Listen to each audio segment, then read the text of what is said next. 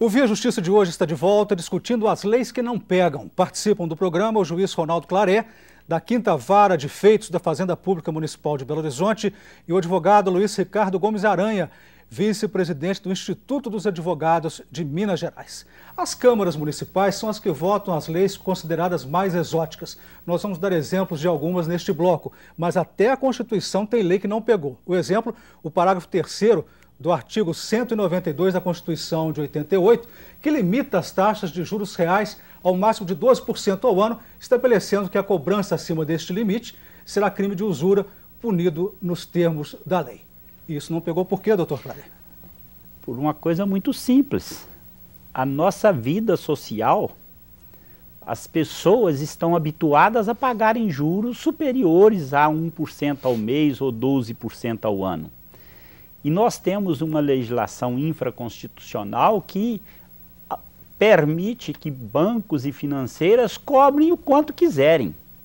Então, como é que você pode permitir que um banco e uma financeira cobrem 16%, 18% de juro ao mês, se um cidadão comum que tem uma reserva de capital e que possa emprestar, seja obrigado a cobrar apenas 1%? É um trato desigual. Então, a Constituição, ao estabelecer isso, ela deu tratamento diferenciado, contrariando a princípios dela própria, de que todos são iguais.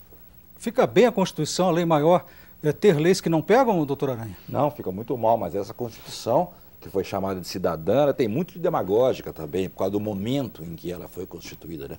Na verdade, lei é para regular a conduta humana. É para regular a conduta humana visando minimizar a possibilidade da conflitância, do conflito entre pessoas físicas ou jurídicas. Lei não foi feita para resolver problemas de mercado ou para intervir diretamente no mercado. Só falta aparecer um dia uma lei, é proibido pneumonia. A gente não gosta de pneumonia, acha que pneumonia é muito ruim, acha que o presidente da República está de pneumonia, né? Então vem uma lei proibindo pneumonia, quer dizer, é um absurdo, porque não tem jeito de proibir, não tem jeito de proibir, limitar a taxa de juros por aquela razão na Constituição Federal. Com uma canetada, né? Através de uma canetada. Nós vamos ver agora a opinião do deputado Sebastião Costa, deputado estadual, presidente da Comissão de Constituição e Justiça aqui da Assembleia Legislativa, sobre a aprovação de leis que não pegam. Eu acho que é o momento em que o projeto de lei tramita. É a forma em que ele é apresentado. De repente, até a sua urgência de aprovação impede que a sociedade com ele se identifique. Então, existem certos projetos de lei que, embora interessantes, apropriados, não conseguem produzir nada. E existem outros menos significantes que talvez sintetize o pensamento dominante no momento da sua tramitação, da sua aprovação, estes pegam. Deveríamos ter cuidado na apresentação dos projetos de lei. Verificar primeiro o momento em que estamos apresentando. Se há um anseio da sociedade por ele ou não, ou por medida semelhante, ou se estamos sendo movidos por uma orientação, por uma informação, ou até por um estímulo de alguém. Então devemos ter alguns cuidados, não quero com isso dizer que não deva haver o estímulo da sociedade à apresentação dos projetos de lei. Mas é preciso ter cuidados com ele. O projeto de lei que é apresentado no momento em que há uma emoção sobre um tema, passada a emoção, ele perde a importância, porque ele não era um projeto para permanecer, ele era um projeto muito mais para satisfazer aquele momento de indução que estavam submetidos a ele. Então, em razão disso, há projetos de lei que, embora pouco significativo, acaba tendo prática, na prática se tornando real. E há outros que, embora importante, não conseguem atingir seus objetivos. Doutor Claré, até a fala do deputado Sebastião Costa, gostaria que o senhor comentasse, mas me diga o seguinte, até que ponto essa aprovação de leis que não pegam leva ao descrédito do Legislativo e também do Judiciário, quando o cidadão vê que a lei existe, mas é como se não existisse?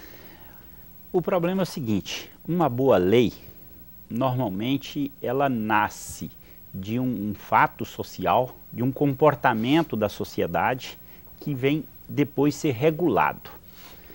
Tudo que vem por moda, por circunstância momentânea, corre o risco de cair no descrédito, como disse o deputado nessa entrevista. E nós aqui no Brasil, infelizmente, temos muitos exemplos de leis que foram feitas em face de situações momentâneas. Alguns casos, especialmente leis criminais, que vieram em decorrência de alguns casos isolados que ocorreram e que tiveram uma repercussão na mídia alta, forte, e que por isso viraram lei. E que, na verdade, são fatos isolados que não justificavam ter uma lei só para aquilo. Bastava o que existe já de leis regulando aquele fato já é suficiente para resolver o problema. Mas não, em face de uma situação momentânea, cria-se uma nova lei. Naturalmente que esse tipo de lei, ela nasce com a garantia, já vem selada, carimbada. Essa veio para não pegar. Doutor Aranha, a nova lei municipal de Belo Horizonte sobre os sacos de compostagem, as sacolas de compostagem, vai pegar ou não? Não, de forma nenhuma, na minha opinião. Na verdade, há dúvidas sobre tudo a respeito deste tema. Estava lendo outro dia que já sinceras e bem fundamentadas dúvidas, é verdade que na Inglaterra, onde há indústrias que mexem com plástico, foi lá que o plástico foi inventado, ou começou a ser inventado no fim do século XIX, no meio do século XIX, sobre se a pressuposto dela é válido.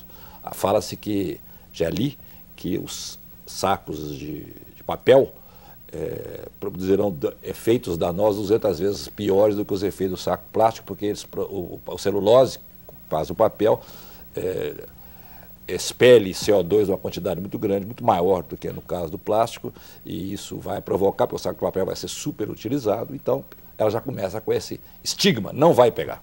O Via Justiça faz mais um intervalo e volta em seguida com o bloco final do programa.